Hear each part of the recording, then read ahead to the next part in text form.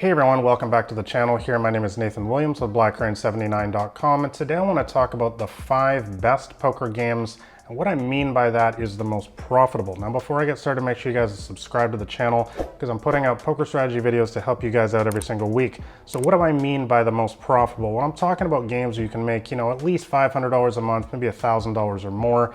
And now I do need to preface that by saying I'm talking about somebody who's going to be playing relatively reasonable stakes. You can't be playing for $2 on the internet or something if you want to make $1,000 or more a month. And also somebody who plays relatively consistently. What I mean by that is several times a week, somebody who takes the game seriously and isn't just sort of the weekend warrior, part-time kind of gig. So let's jump right into it. These are the 5 best poker games that I recommend the most. All right, so number 1 is No Limit Holdem cash games. I've talked about these for many years. All of my books, these videos here on YouTube, my blog, 1,000+ posts on there, it's all based around mostly No Limit Holdem cash games. For the reason being, I believe that these are the best poker games to make a consistent profit from, especially once you start jumping up into, say, like the $25 buy-in, $50 buy-in, $100 buy-in online. For somebody who plays relatively consistently, you can definitely make a pretty decent part-time income or even a full-time income these days. The biggest reason why is No Limit Holdem cash games are the most popular format online. No Limit Holdem in general is the most popular game, and cash games are the most popular format. So it just stands to reason that you have the biggest player pool, you're gonna have the most amount of bad players. So another benefit of cash games is solid, consistent money. Compared to some other formats on this list that I'm gonna talk about, cash games, typically, you're gonna have the most winning days. You're not gonna win every single day. You're definitely still gonna have losing days, weeks, sometimes even losing months. It can happen for good players, but for the most part with cash games, you can expect the most consistent kind of smooth graph. It's still gonna go like that a little bit, but that's really one of the biggest pros for me with cash games. Another one is the flexibility. It's just the ability to get up whenever you want, and this is something you can't do in other formats like tournaments that I'm also going to talk about in this video. So the only thing you really need to do to beat small stakes cash games is really just have a solid strategy and don't tilt. This is stuff that I've talked about in the past 2 videos in recent weeks.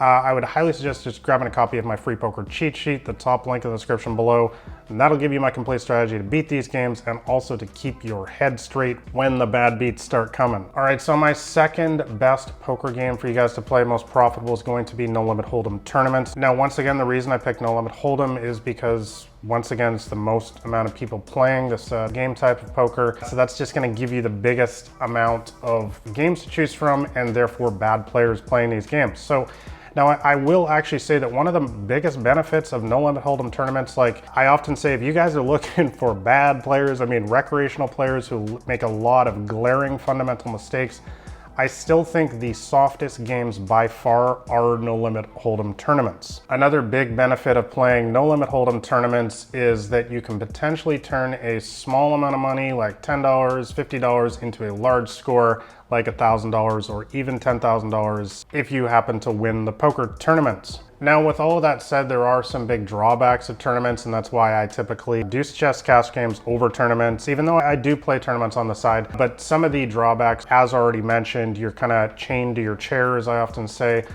When you run deep in a tournament, you can't just get up and take a 20-minute break. The tournament's not going to wait for you. You're just going to get blinded out. So it's difficult to kind of organize your social life, your sleep schedule and stuff like that. And for me, somebody who traveling a lot, who takes fitness very seriously and has an active social life, this is a big drawback for me. And also, you're not going to win as consistently in tournaments as cash games. Now, let me give you a few quick tips though to make sure that you are giving yourself the best opportunity to win a poker tournament. I recommend using the same tight and aggressive strategy that I recommend in my free poker cheat sheet. The same thing for cash games in the early and middle stages of tournaments. Now, the big mistake though that people make and why they don't have large success in tournaments is once you get to the bubble, which is the first stage in the tournament where you start to be in the money, a lot of players tend to still keep playing tight and just play for survival.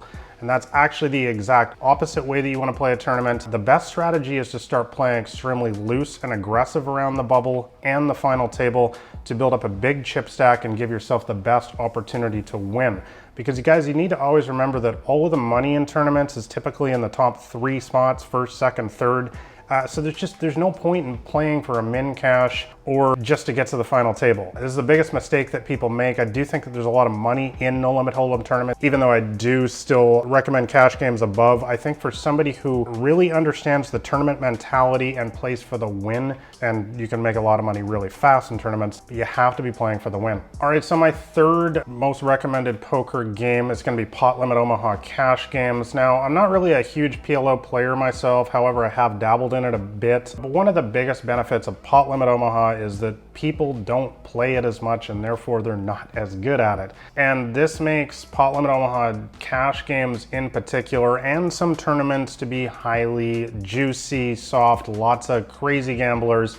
PLO is a game with wild swings and therefore it tends to attract a lot of crazy gamblers. So this is one of the biggest benefits to me for PLO is lots of action, lots of loose action. But one of the things you need to be prepared for with PLO is the variance, the swings. If you think it's crazy in NL, in No Limit Hold'em, it's much crazier in PLO. You can go on some crazy downswings, but some crazy upswings as well. So overall, I would recommend these games, but just be prepared for the swings. All right, so my fourth best poker game for you guys to play is going to be Heads Up, any format. Doesn't matter, PLO, No Limit Hold'em, Raz, Stud, whatever you prefer. Heads Up by definition is two people playing against each other, and so that's what makes Heads Up the purest form of poker and also the most profitable form, because you get to essentially play every single hand against a bad recreational player. Now, if you guys follow me on my blog, my books, these on my YouTube channel here, you know I'm always big on game selection.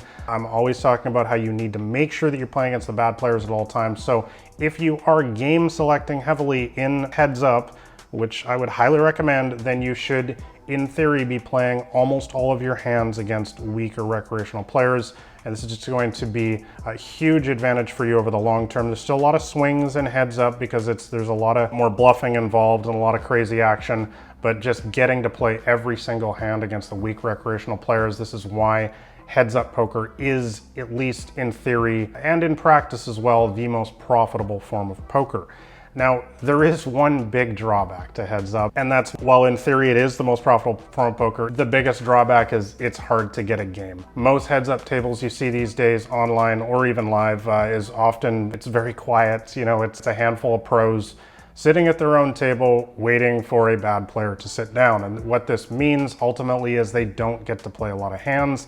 They don't want to play against each other, of course. They're all looking for the bad players, and this makes it difficult to get a lot of action in. But overall, if you're looking to maximize your profit and ultimately play the game in its purest form, and you know, I do recommend playing Heads Up. I also think that playing Heads Up is going to teach you the most. I think it's going to translate into every other format because, again, Heads Up just has so much bluffing involved and small edges where you need to make very loose call downs with bottom pair and hands like that. And it's just going to help you improve your poker game in general as well. All right, and so my final best poker game for you guys to play most profitable is going to be weird poker games that nobody else knows. What do I mean by that? So I'm talking about games like short deck Holdem, Chinese poker, Badugi, Raz, Stud 8 or better, anything like this that basically not a lot of people play. What you tend to find in those games, you tend to find very few experts. You tend to find a lot of sort of dabblers who are just in there trying to figure it out, and often they're not very good. So therefore, if you take one of these games seriously and you just get to a reasonably competent level, you can often be the best player in these games. Whereas if we compare to No Limit Hold'em, which I talked about earlier in this list, you have a much bigger player pool, and therefore the knowledge of the game that's out there and the competition is a lot higher. Now, of course, the clear downside to playing all these weird poker games is just like Heads Up, it's hard to get a game. Not a lot of people want to play Chinese poker. Not a lot of people want to play short deck, even though it's growing in popularity. So that, of course, is going to be the drawback, is you're not going to be able to get as many hands in. But if you're looking to find those juicy games with the softest games, the highest potential win rate. I would highly suggest checking out some of these weird poker games, or even learning like the 8-game format, for instance, because a lot of players in those games, maybe they'll be strong in 1 or 2 games, but they won't be strong in all 8. All right, guys, so those are my top 5 best poker games for you guys to play that are the most profitable in my opinion. If you guys found this video helpful, make sure you give it a like, and also make sure you are subscribed to the channel, because once again, I'm putting out poker strategy videos like this every single week to help you guys out. Make sure you grab a copy of my free poker cheat sheet. It's the top link in the description below, and that'll give you my complete strategy to beat most of these games. And make sure you drop a comment below. Make sure you let me know what poker games you think are the most profitable, which games do you play the most. Let me know your thoughts on that in the comments below. So thanks a lot for watching, guys. This has been Nathan Williams with BlackRain79.com.